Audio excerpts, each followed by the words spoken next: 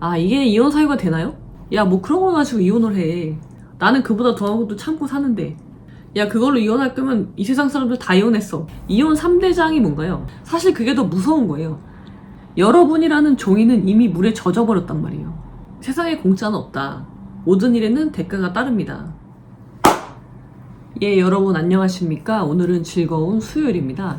오늘은 제가 한 달에 한 번씩 KBS 통합 뉴스룸에 출연하는 날이었고요. 생방송입니다. 그래서 이렇게 풀맨 아니지만 화장을 해요. 저의 색조 화장을 기념하기 위해서 항상 생방송이 있는 날은 영상을 찍습니다. 오늘 생방송의 주제는 최태원 회장과 노소연 관장의 세기의 이혼. 노소연 관장이 최근에 항소를 했잖아요. 그래서 그 쟁점이 무엇인지에 대한 이야기를 나눠봤고요.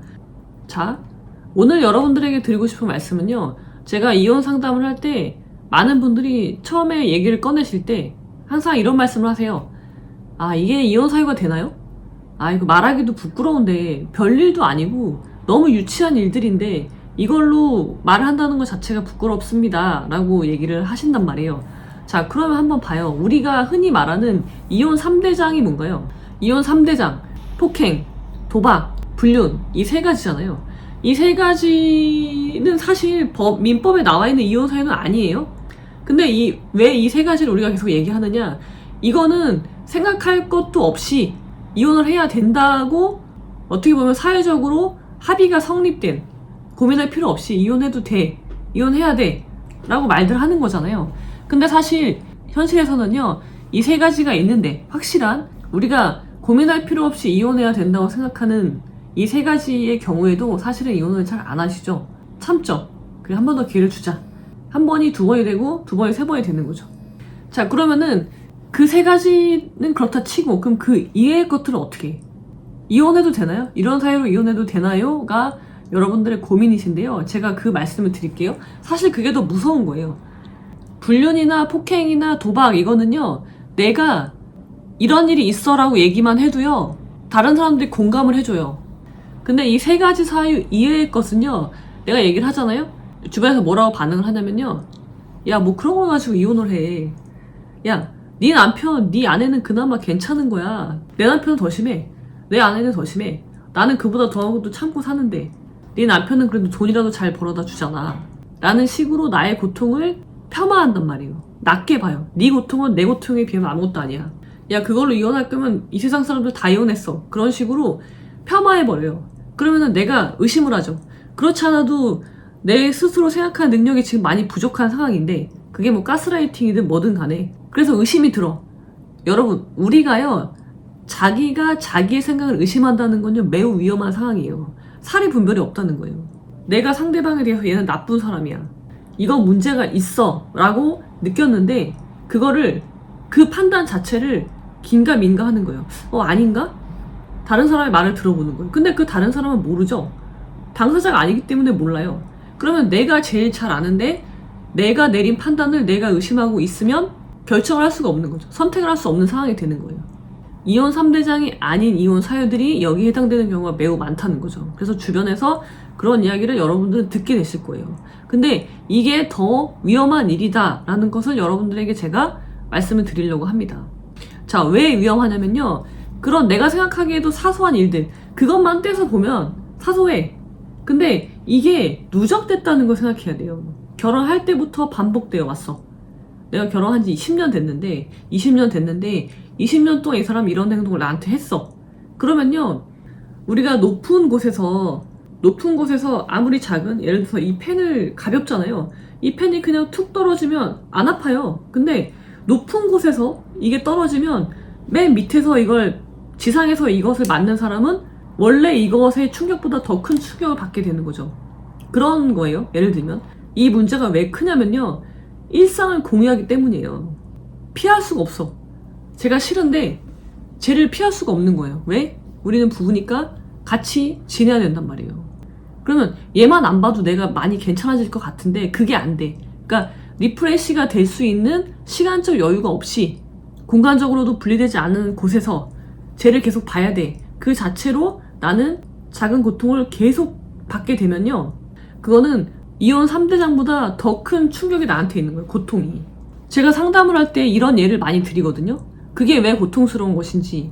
자, 공자님이 이런 말씀을 하세요.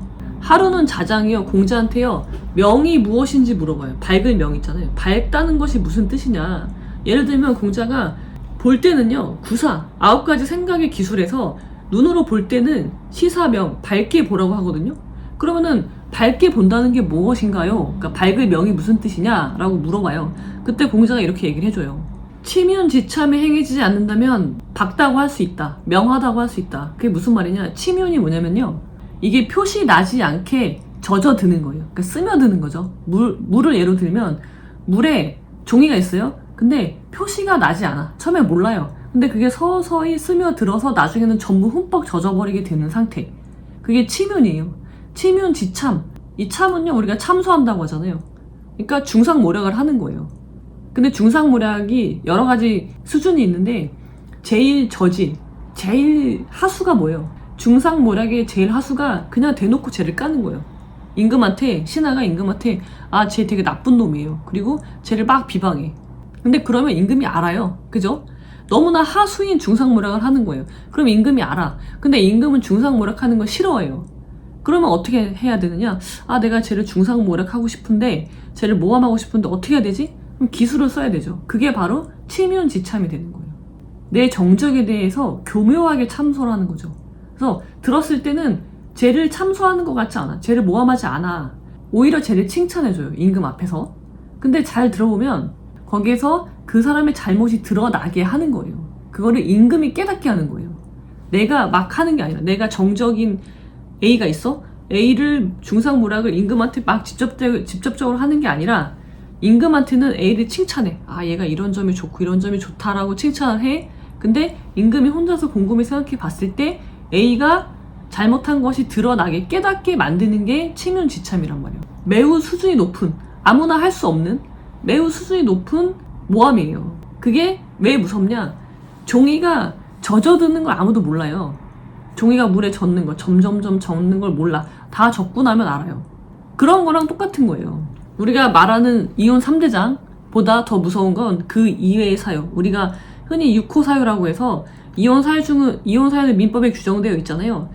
이혼은 마음대로 못해요. 내가 이혼하고 싶다고 하는 거 아니에요. 이혼 사유가 있어야 돼요. 민법에 나오는. 그 중에 우리가 말하는 이혼 3대장, 폭행, 도박, 불륜 이 3가지는 매우 쉽게 혼인관계가 파탄났다는 것을 증명할 수 있는 사유인 것이고요. 그 이외의 사유, 뭐 남편이 술을 마시고 집에 늦게 들어와요. 한 번 늦게 들어온다고 해서 우리가 이혼할 수 있어요? 없죠. 근데 만약에 10년을 그렇게 했다고 생각해보세요. 그러면 그거 참고 살 수 있어요? 그런데 야, 네 남편이 그래도 돈 많이 벌어오니까 참고 살아가 되나요? 그러니까 사람들은요 몰라요. 그 단편적인 하나의 사건만 가지고는요 제대로 평가할 수 없어요. 그 종이는, 여러분이라는 종이는 이미 물에 젖어버렸단 말이에요. 물에 잠겨버렸다고요. 근데 다른 사람이 볼 때는 그거는 물도 아니야. 그거는 그냥 내 발끝에 찰랑이는, 물이 찰랑이는 정도밖에 안 돼. 근데 당사자는 이미 물에 가라앉아 버린 거죠. 그래서 충분히 그 고통은 이루 말할 수가 없는 거예요. 그리고 더 무서운 거라는 거죠. 남들이 알아주지도 않기 때문에. 그래서 그 잠긴 물에서 벗어나는 데는 더 큰 용기가 필요해요. 어떤 용기냐? 스스로의 판단을 믿어야 되는 용기죠. 그렇습니다, 여러분. 그래서 여러분들의 생각을 믿으세요. 여러분의 결혼 생활은 여러분들이 제일 잘 알아요. 그리고 제가 다음번 영상에서 말씀드리겠지만 세상에 공짜는 없다. 모든 일에는 대가가 따릅니다. 나라는 사람이 물에 완전히 서서히 물에 잠겨서 이제는 나라는 사람이 전부 물에 잠겨 있는데 참고 산다. 저 사람이 나한테 주는 이득이 있으니까 내가 참고 산다. 그렇다면은 분명히 그에 상한 대가를 여러분들이 주셔야 되는 거예요. 그러면 나는 싼 값에 나를 팔아치우고 있는 것은 아닌지, 여러분은 얼마나 가치가 나가는 사람인지를 한번 곰곰이 생각해 보시기 바랍니다.